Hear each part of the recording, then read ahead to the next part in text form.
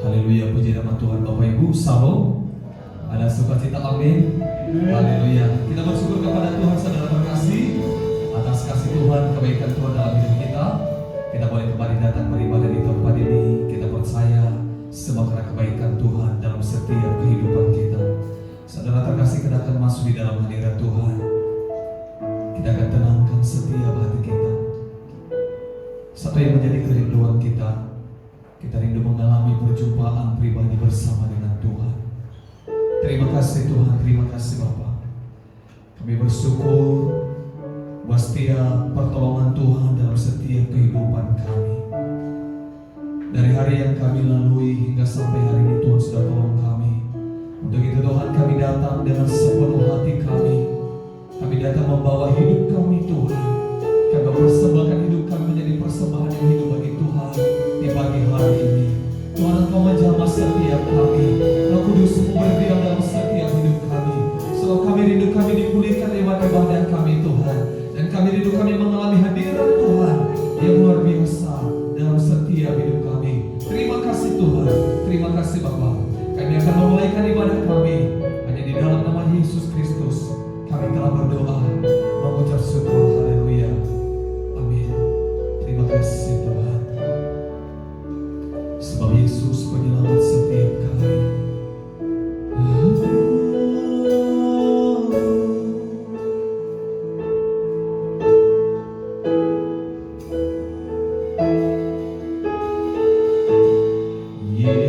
Yesusku, penyelamatku, tiada yang seperti Engkau.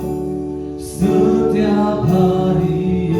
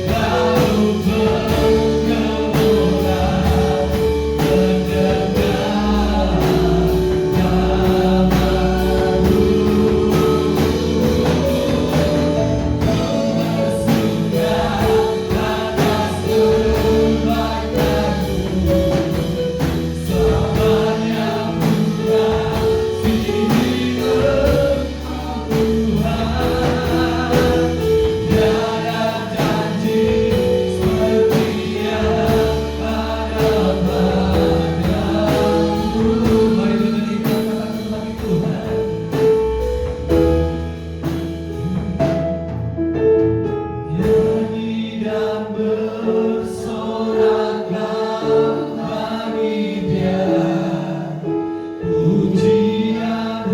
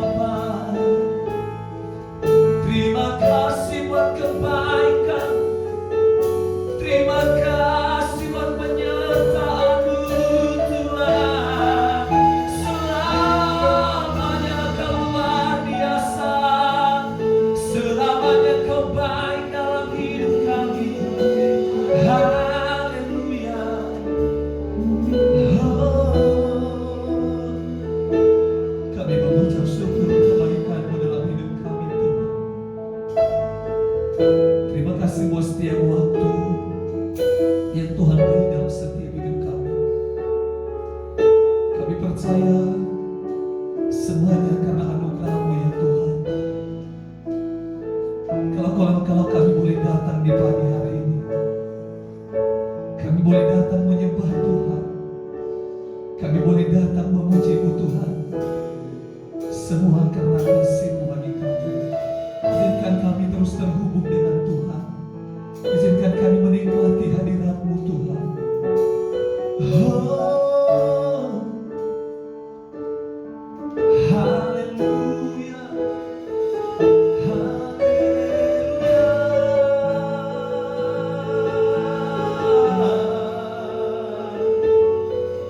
biarlah kami tetap tinggal di dalam-Mu selama-lamanya, selamanya.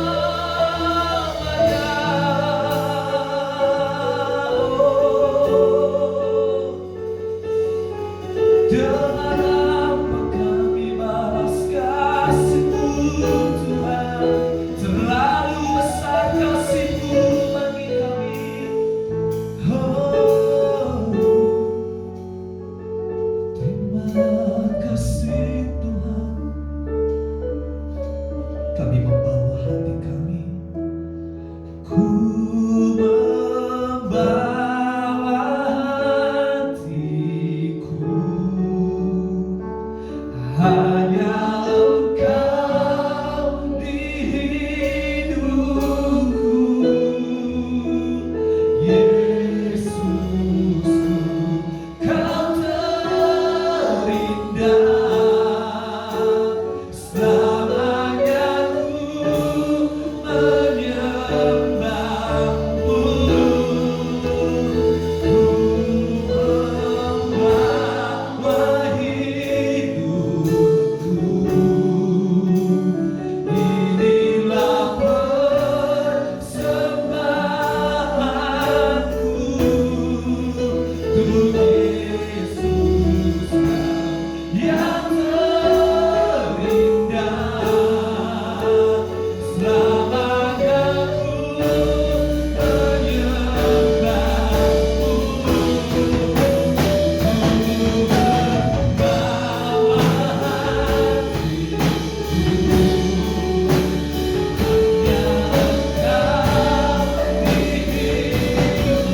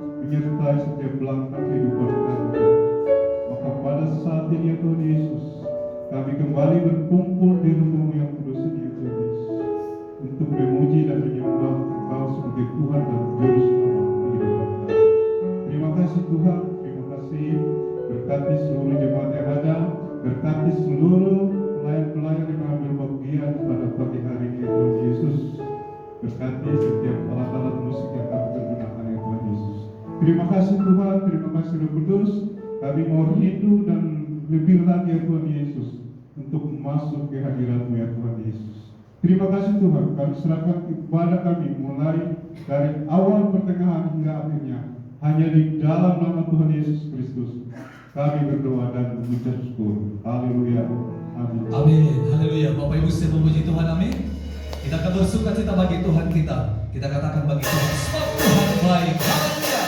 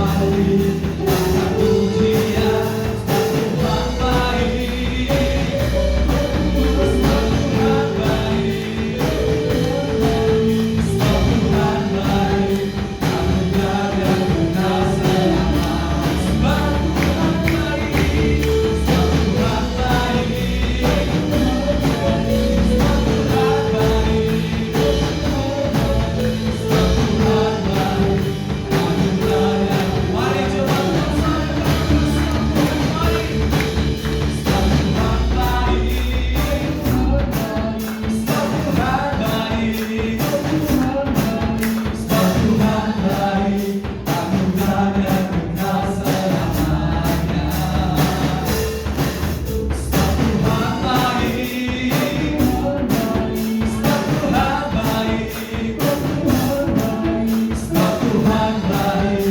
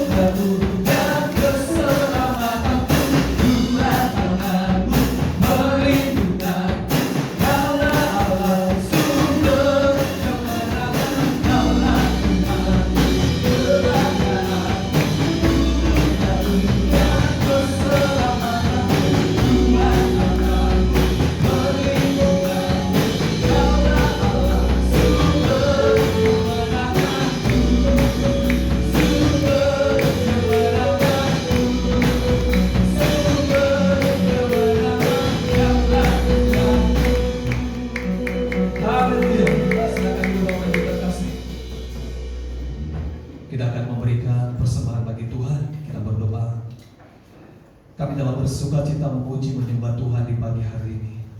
Terima kasih buat setiap kebaikan-Mu, terima kasih buat setiap hadirat Tuhan dalam setiap kehidupan kami. Tuhan, kami akan memberikan persembahan bagi Tuhan. Kami akan memberikan persembahan kami jadi persembahan yang terbaik di hadapan Tuhan. Terima kasih Tuhan, berkati setiap persembahan kami di dalam nama Yesus Kristus. Kami berdoa, mengucap syukur, haleluya, amin. Terima kasih Tuhan.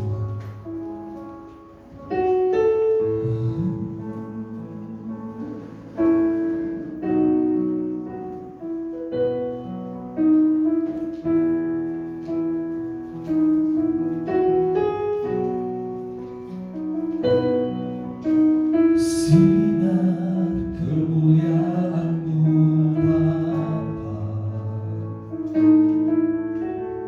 memenuhi sekelilingku. Kurasakan hadirat-Mu, Kau tenggelamkan jiwaku. Ku ingin tetap tinggal bersama. Sekali lagi. Sinar kemuliaan-Mu Bapa memenuhi sekeliling. Kurasakan hadirat-Mu, Kau tenggelamkan jiwaku. Ku ingin tetap tinggal bersama-Mu.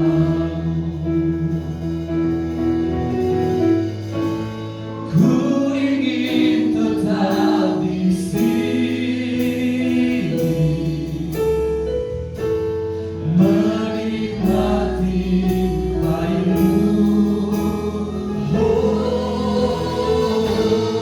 Ku ingin tetap di sini dan memandang indah wajah-Mu. Kita persiapkan hati kita mendengarkan kebenaran firman Tuhan.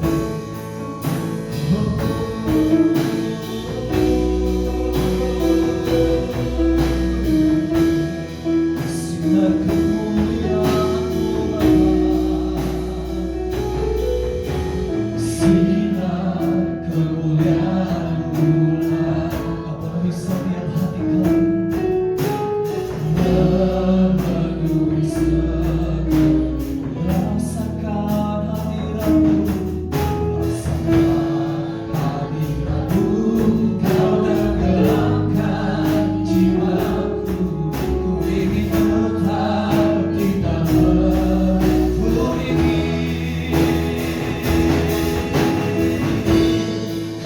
ingin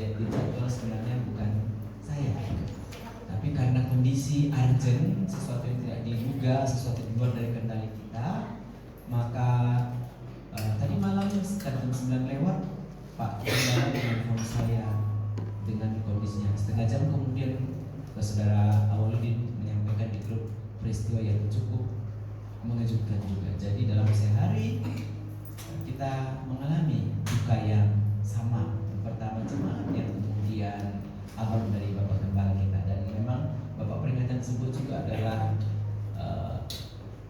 Bapak rohani kami juga. Beliau seorang yang cukup berjasa di dalam mendidik kami selama berada di Batam, dan pendiri dari sekolah lintas budaya.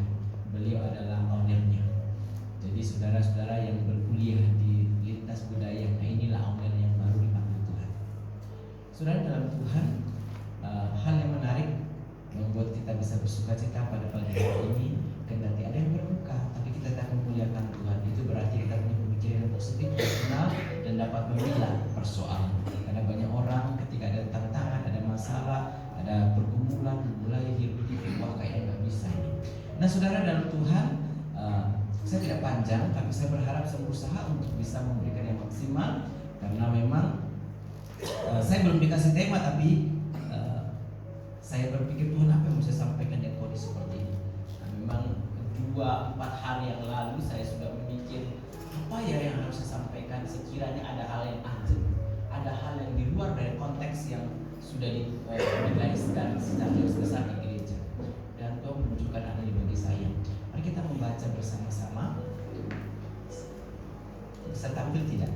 Nah, saya ada sedikit PPT, saudara Bapak Ibu dikasih Tuhan, yang kita sebut perjuangan hidup. Bagaimana kita harus menjalani perjuangan bersama Tuhan, dan ini saya beri judul dengan potensi dalam keterbatasan. Bapak Ibu dikasih Tuhan, sambil menunggu slide, saya mengajak kita semua membaca firman Tuhan bersama-sama dari Yesaya pasal yang ke-65. Yesaya 65 ayatnya yang ke-8. Mungkin ada gangguan teknis, mari tanpa membuang waktu Bapak Ibu dikasih Tuhan, mari makin berdiri bersama-sama dengan saya. Yesaya pasal yang ke-65 ayatnya yang ke-8, dan kita membaca satu ayat ini. 1, 2, 3. Beginilah firman Tuhan. Seperti kata orang, jika pada tanah dan 2 anggur masih terdapat airnya, janganlah musnahkan itu, sebab di dalamnya masih ada berkat. Demikianlah aku akan bertindak oleh karena hamba-hambaku, yang tidak memusnahkan sekaliannya. Puji Tuhan, silakan duduk. Lembaga Alkitab Indonesia memberi judul pada pasal ini, hukuman Allah bagi orang berdosa dan keselamatan bagi orang yang saleh. Saya tidak panjang di sana, tapi saya ingin mengajak saudara bahwa kisah ini mengantarkan kepada kita ada hal-hal terbatas yang mungkin tidak mampu kita lakukan, tapi dalam potensi yang Tuhan taruh di diri kita masing-masing, kendati kita memiliki batasan, entah pengetahuan, keterampilan, skill yang belum memadai segala macam, ada kemauan, ada keinginan, ada minat, ada penyerahan diri kepada Tuhan. Percayalah, Tuhan sedang membentuk kita. Dan kalaupun orang berkata kamu tidak bisa apa-apa, nggak apa-apa, jangan kecil hati. Kamu nggak mungkin maju, nggak apa-apa. Kamu tidak akan pernah bisa jadi ini, nggak apa-apa. Kenapa saudara? Karena Tuhan punya rencana yang tidak bisa orang bisa gagalkan dalam hidupnya. Sebelum lanjut, saya punya cerita. Di usia masih sekolah sekitar SD, saya sudah cerita hidup saya memang kali itu tak bisa saya pungkiri. Saya dengan adik-adik saya senang sekolah. Kebetulan Tuhan memberikan otak yang cukup encer juga sih kalau pada zaman itu. Jadi adik saya yang di bawah saya itu ranking 1 di dalam kelas, dan saya sendiri cukup bersaing dengan teman-teman yang lain. Nggak pernah lepas dari 10 besar selama di sekolah. Jadi kadang-kadang kalau nggak di 3, 4, 5, situ aja sih. Tapi nggak membuat saya jadi orang yang terlalu hebat juga. Yang saya mau katakan begini, ketika teman-teman yang lain masuk ke dalam sekolah unggulan, karena pada waktu itu ada sebuah sekolah yang dipersiapkan oleh pemerintah, di mana itu menjadi sekolah kedinasan. Lulus dari sana langsung menjadi mana? Katakanlah itu tidak perlu tahun berapa, tidak perlu juga akan ditarik. Dan itu standarnya minimal itu 42, itu standar masuk. Tapi nilai saya 44, jadi masih bisa masuk sebenarnya. Tapi kan waktu itu semua harus bayar, orang tua saya Kristen. Jadi ketika kami minta uang, bapak saya suruh begini, hey, anak orang itu belum bisa buang ingusnya, sudah kasih makan orang tuanya. Kalian ini mau jadi apa? Seandainya pun orang tuanya mau keluar kemana-mana, kalian tak akan dapat satu pun. Bayangkan orang tua berkata seperti itu kepada anaknya. Saat kita butuh bimbingan, saat kita butuh dukungan, saat kita butuh dana untuk sekolah. Saya pikir tidak ada orang tua di zaman sekarang berkata seperti itu ya. Tapi kalau ada yang mirip-mirip seperti itu, berhenti, karena itu sedang meletakkan kutuk pada masa depan orang lain. Apa yang saya lakukan, saudara? Saya dan adik-adik saya juga sedih, nangis saya. Wah, macam mana orang tua seperti ini? Masa orang ngambil duit pun satu pun kita tidak bisa dapat? Coba buktikan. Ada yang mulai persaweran? Kita siapa yang boleh dapat? Kan kira-kira begitu. Masa di atas sekian banyak orang ngakuin kamu tak akan dapat apapun? Tapi apa yang menjadi motivasi itu mendorongkan untuk belajar. Ada potensi Tuhan taruh dalam diri kita. Ada sesuatu yang Tuhan rancangkan dalam diri kita. Keadaannya pahit. Maka ketika saya membaca ayat ini, saya terhibur. Seperti kata orang yang tahu bertani, tahu pasti situasinya. Tapi kalau nggak pernah pegang pertanian, agak bingung. Kenapa saudara? Dikatakan seperti kata orang. Jika pada buah tandan atau buah anggur itu masih dapat airnya, jangan musnahkan. Jadi begini, dalam pertanyaan rupanya ada anggur itu di zaman beberapa daerah sana, saya belum ke sana. Tapi biasanya peristiwa begini. Ada musim gugur di mana daun-daunnya itu akan berjatuhan. Jadi tinggal ranting-ranting itu kering sepertinya, tidak ada harapan. Tapi kemudian petani datang mengeceknya, bukan dipatahkan, tapi bisa dikeluarkan begini. Akal masih basah, itu berarti masih bisa tumbuh. Dan itu ketika musim semi akan datang, itu akan mengeluarkan tunas, akan mengeluarkan buah. Itulah kejadian yang sesungguhnya. Nah, bagi orang awam, air udah mati, ditebang aja lah, tidak ada harapan lagi di dalamnya. Tapi Alkitab mencatat itu, ada berkat di dalamnya yang tersembunyi. Ada potensi besar yang tidak diketahui orang lain, yang Tuhan yang tahu kapan waktunya akan dimunculkan. Nah, saudara, ada sebuah gambaran, tolong slide berikutnya. Ini ada sebuah gambaran. Oke, cukup situ dulu. Ada yang tahu nih? Ada yang tahu ini? Hah? Ini anggur kan? Kates ya? Iya. Ini kates. Saudara, jelas nggak gambarnya? Nah, saudara, ini terjadi. Saya lihat, saya acak-acak kemarin file saya ketemu. Rupanya ini tahun 2017. Sudah cukup lama. Ketika kami baru mau pindah ke rumah kami yang sekarang ini, kami menanam pohon kates di depan rumah. Karena ini suasana rumahnya masih sangat belum ada perubahan, itu masih bangunan asli semua di sekitarnya. Saudara-saudara, ada tetangga yang lagi ngidam mau makan bunga kates, karena daun kates itu bagi dia pengen sekali. Jadi lihatnya kan subur. Nah, istri saya tanpa pikir panjang ditebang lagi. Saya pikir diambil satu aja, ditebang sampai habis. Sedih, karena saya berharap pohon itu menghasilkan buah, belum berbuah sama sekali, tapi tiba-tiba ditebangin. Jadi tinggal batangnya mau berdiri tanpa ada tunas. Sudah kasihan kali lah seperti ini. Saya pikir saya mau tebang lah, tapi nggak sempat tebang. Suatu hari muncul bunganya. Saya penasaran. Tumben ada batang tanpa daun tumbuh bunga. Jadi saya ingat kisah Harun. Tongkat Harun yang bertunas dan berbunga. Ini buah kates tidak ada daun tapi berbunga. Saya pikir satu, seminggu dua lagi, tiga. Saya perhatikan terus, saya amati beberapa lama sampai 2 bulan. Begini dan jadinya. Bukan cuma satu, lebih dari berapa banyak sekali buahnya, tapi tidak ada daun satupun yang tumbuh. Saya pikir apa maksudnya ini? Perasaan di mana-mana itu ada daunnya. Nah, nanti di slide berikutnya baru sesudah ini semua busuk besar, baru ada muncul tunasnya ke atas. Saya mau ceritakan saudara bahwa ini memberikan kepada kita bahwa sesuatu secara alamiah yang kita tidak sadar ketika Tuhan memprosesnya. Sama seperti cerita tadi, karena kan di Indonesia kita jarang ketemu namanya anggur. Tapi inilah kisah tanaman-tanaman di sekitar kita. Jika di dalam kates ini masih menyimpan berkat Tuhan, seandainya saya potong habis sampai ke akarnya karena jengkel saya, kenapa ditambah tanaman saya? Mungkin saya tidak akan melihat peristiwa ini.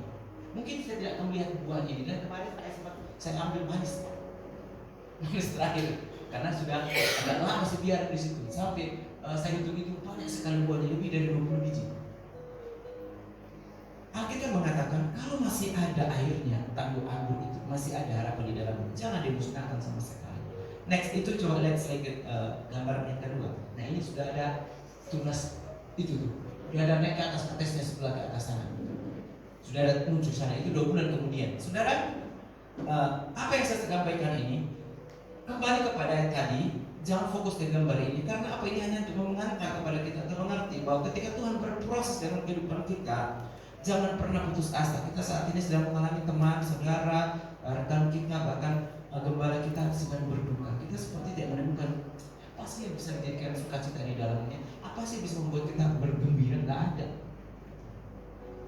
Tapi saudara, di balik semua itu tentu ada menyimpan sesuatu yang belum kita ketahui seperti apa potensi besar yang disediakan bagi kita semua.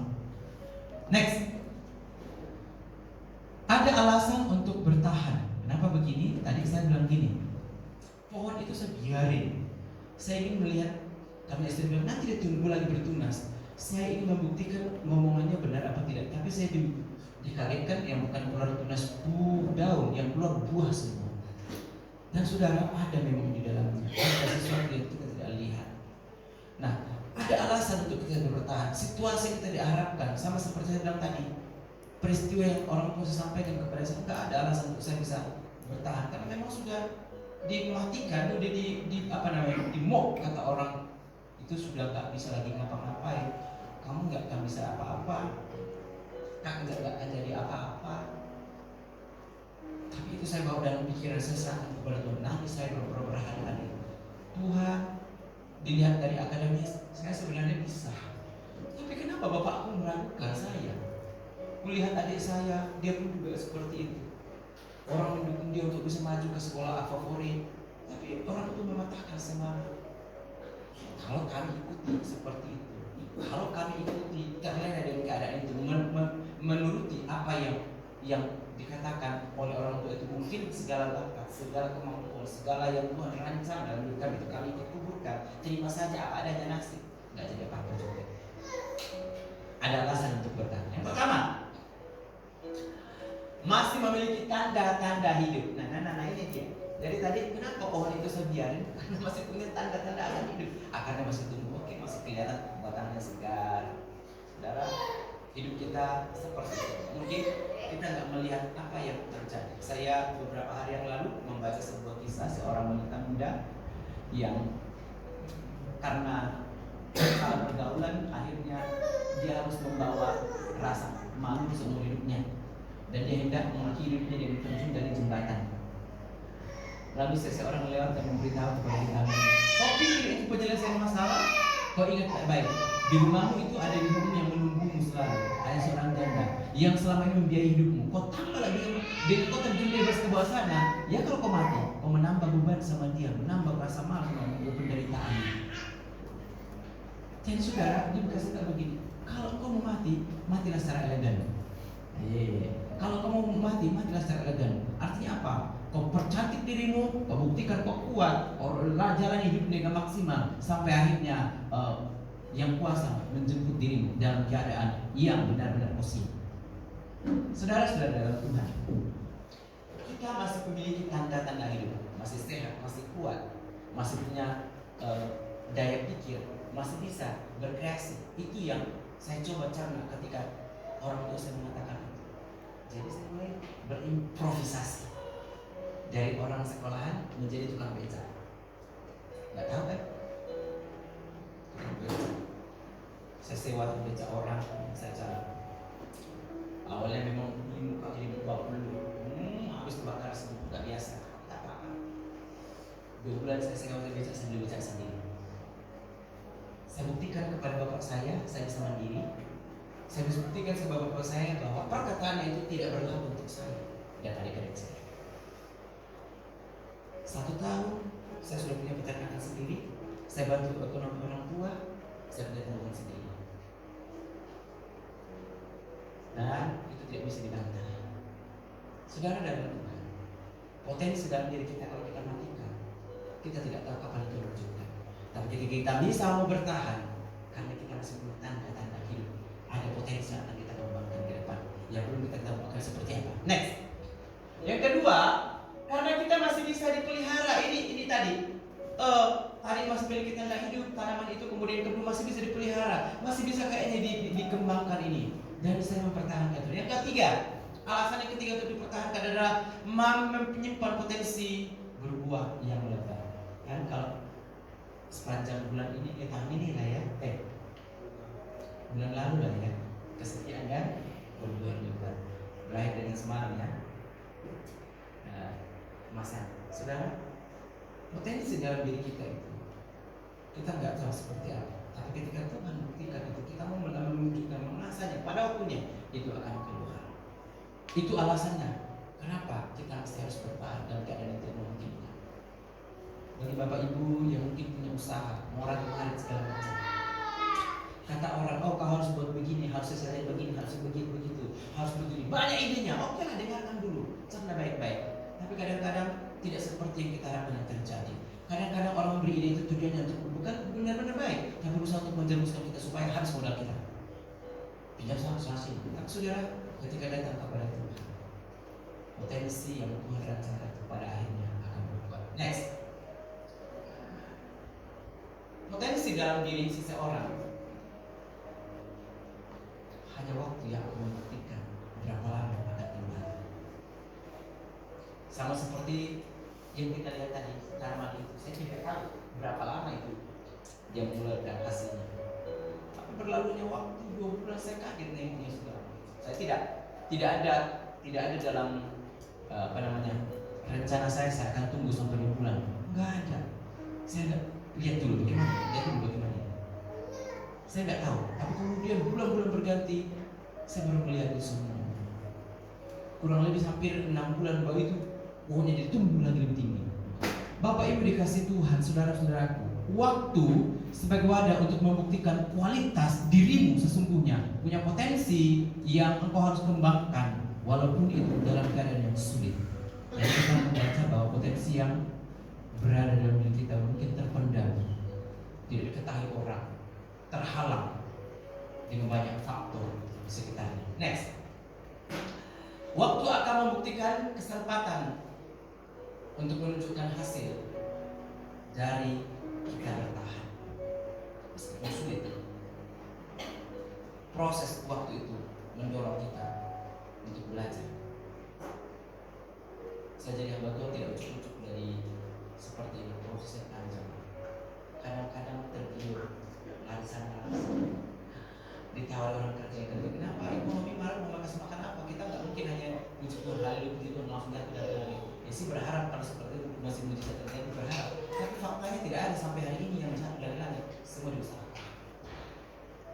Next, waktu juga sebagai bukti kualitas yang sesungguhnya dari diri kita. Kita ini orang punya kualitas yang lembek atau tidak. Tanggal 4 kemarin di rumah istri saya itu sebenarnya punya kejutan yang baik. Jadi di awal dia sudah merancang nanti tanggal 4 ini Pak kita kasih kerupuk pisang. Ada yang merasakan makan kerupuk pisang waktu itu? Ya. Kenapa? 1 tanda itu 1 hari kami buat pisang. Habis itu disimpan baik-baik di atas lemari. 3 hari sesudah tanggal 4 itu baru dia kaget kenapa ini kerupuk posisi.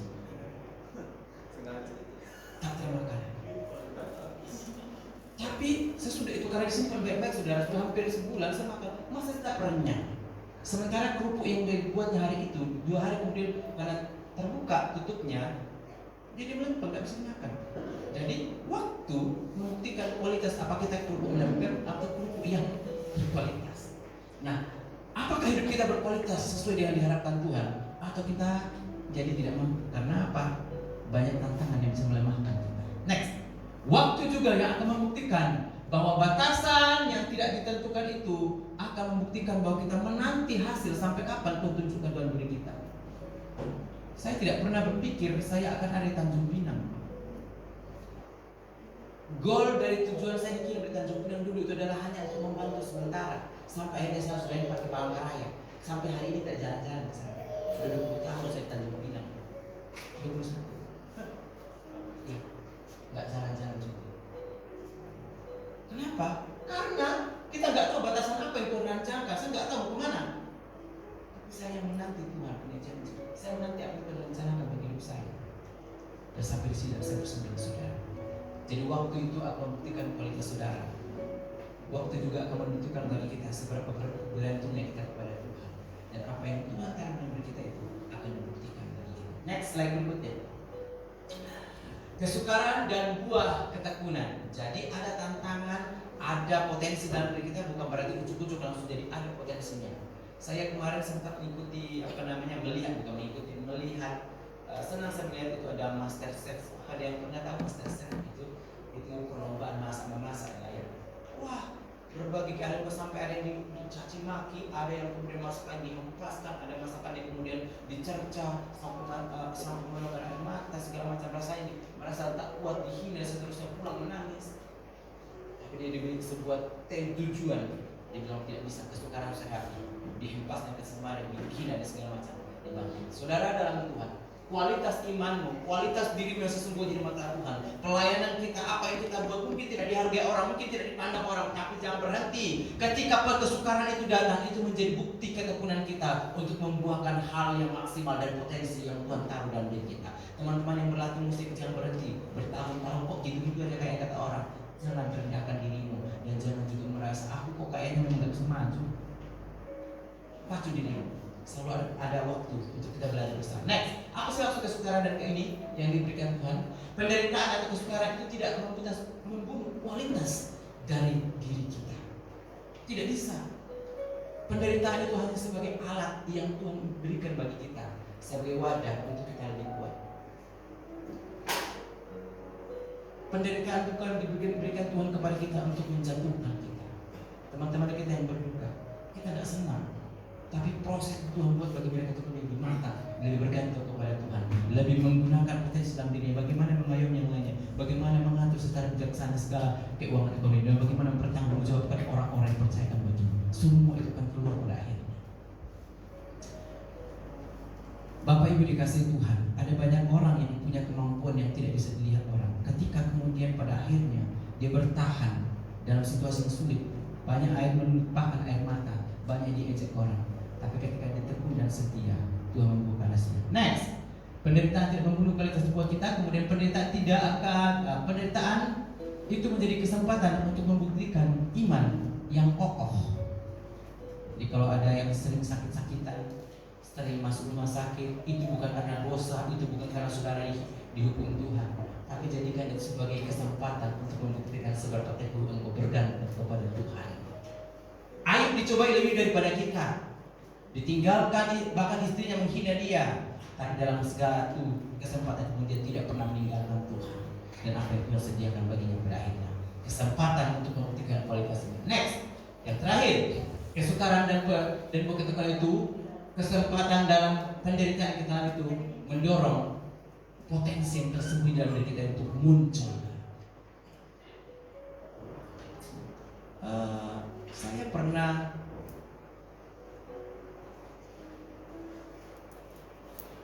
mau mengambil minyak yang ada di dalam botol, tapi terlalu dangkal, lalu susah kayaknya untuk dikeluarkan seperti ini karena ruangannya sulit sekali. Lalu teman saya bilang begini, kalau mau keluarkan minyaknya yang kayak gitu, tapi kau memang ada risikonya, masukkan air banyak-banyak, nanti botolnya aku bisa ambil pelan-pelan. Masuk akal, nanti bercampur air. Saya bilang, oh nggak bisa, itu minyak dengan air tidak akan bercampur, nanti naik itu air minyaknya ke atas. Saya coba, benar juga, air akan masuk dan mendorong minyak itu naik ke atas. Penderitaan ini juga mendorong potensi yang ada dalam diri kita untuk terangkat dan muncul ke permukaan. Akhirnya membuahkan hasil. Nah, apa yang saya maksud sampaikan di sini? Next. Apa yang sebenarnya ingin saya sampaikan dari apa yang Tuhan tanamkan di hati saya tentang kesempatan yang tersembunyi dalam diri kita. Seperti kata orang, jika dalam ranting atau dalam cabang pokok anggur masih ada airnya, jangan dipatahkan, jangan dimusnahkan, masih ada harapan dalamnya. Jika engkau punya kesempatan di dalam melakukan banyak hal dan orang mencemooh dirimu, orang kemudian mengabaikan dirimu, jangan kecil hati karena Tuhan semua untuk kita. Next, yang pertama apa? Ketidakberdayaan menuntut pada proses memberikan hasil yang baik. Kalau kita mau bertahan, kalau kita mau bertahan. Yang kedua, sebagai kesimpulan adalah penderitaan dan kesukaran adalah hal biasa yang membantu kita untuk menemukan potensi tersembunyi di dalam diri kita. Saya tutup dengan sebuah statement satu ayat bagi Bapak Ibu yang mengasihi Tuhan. Kita baca bersama-sama Ibrani pasal 10 ayat 35, ada di slide 1, 2, 3. Sebab itu janganlah kamu lepaskan kepercayaan, karena bisa apa yang tidak. Yang dikasihi Tuhan, andaikan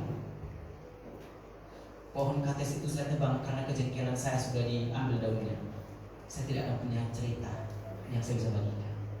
Saya tidak akan punya bukti bahwa dalam keadaan tidak mungkin itu ada potensi yang bisa membuat kita terkagum-kagum. Seandainya saudara menyerah di dalam tantangan hidupmu, engkau tidak akan melihat jalan keluar yang Tuhan rancang bagi. Karena itu ayat ini mendorong kita, jangan lepaskan kepercayaan di dalam Tuhan. Sebaliknya bertekunlah, mendekatlah kepada Tuhan.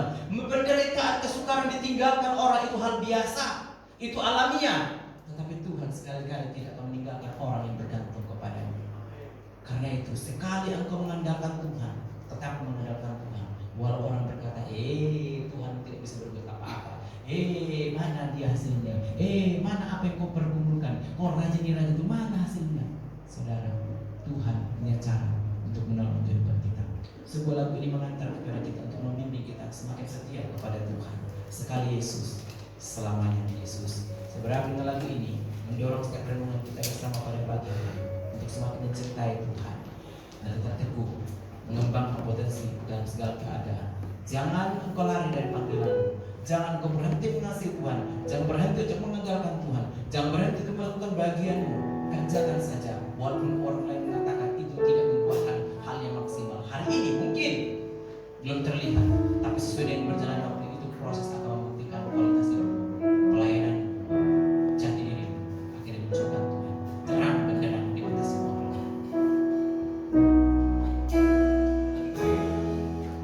Segala keadaan, waktu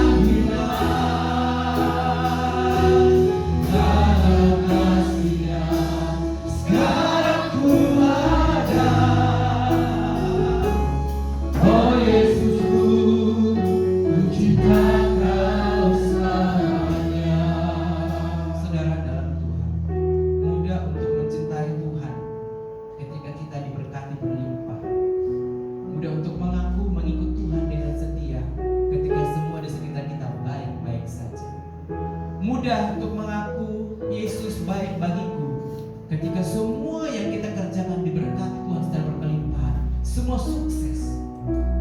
Tetapi ketika engkau dihina, ketika engkau dicemooh, engkau tidak dianggap, semua yang kau lakukan dipandang sebelah mata, bahkan mungkin dalam keluarga kita tidak menemukan orang-orang yang kita harapkan memberikan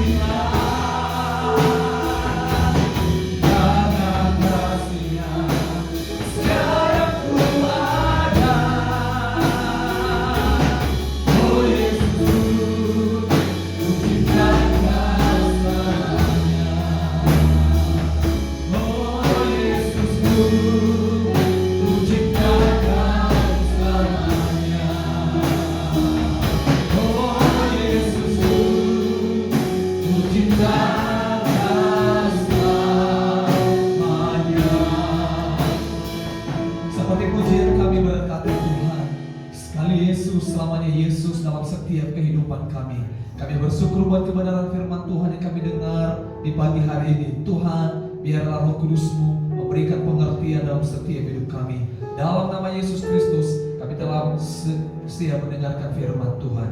Haleluya. Amin. Silakan duduk Bapak Ibu. Baik, kita akan memberikan persembahan kita bagi Tuhan. Kita akan pujian bagi Tuhan. Sungguh kuat dan Bapa.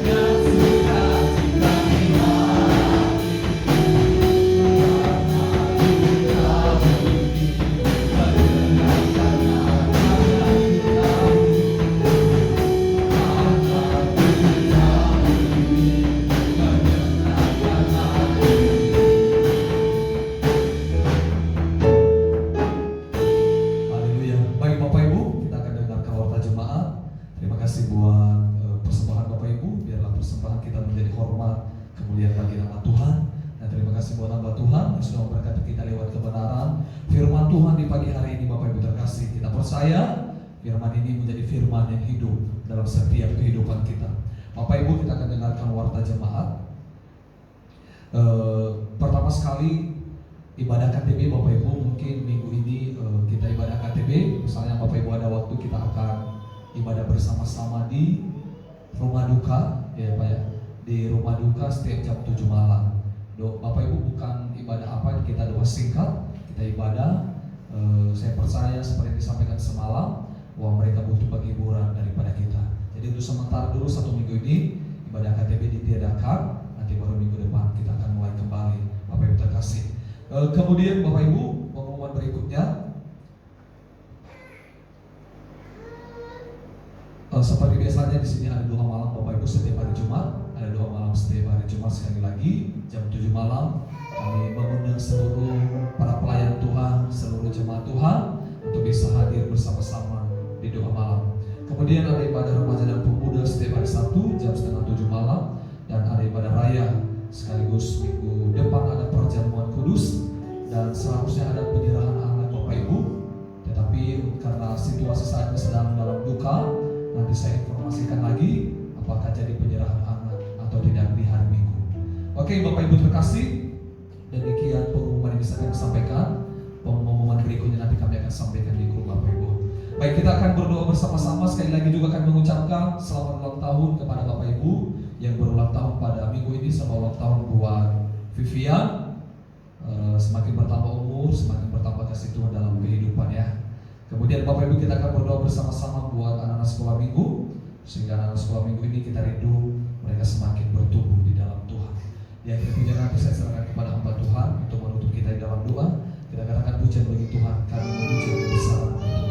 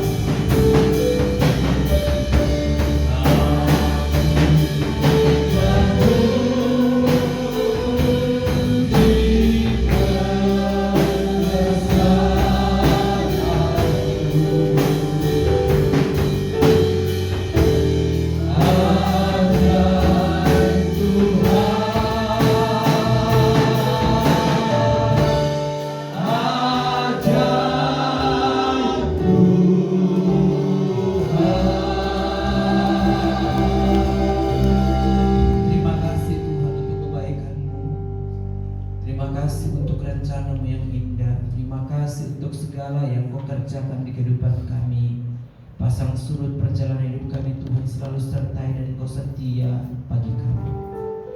Saat siang ini di hadapan-Mu diberdiri anak-anak-Mu yang masih kecil, kami doakan mereka, berkat-Mu turun atas mereka, pengenalan akan Tuhan bertumbuh dalam hidup mereka, mulai masa kecil mereka sampai dewasa.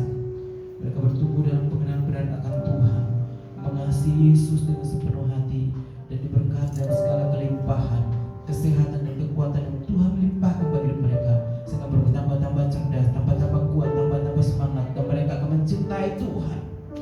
Lebih kami berdoa buat orang tua dan para guru-guru yang mengajar mereka tentang jalan Tuhan. Biar hidup mereka menjadi contoh konkret, contoh nyata, potensi yang ada dalam diri mereka untuk menjadi berkat Tuhan tunjukkan, sehingga memberikan kekuatan teladan bagi anak-anak yang diasuh dan dibimbingnya.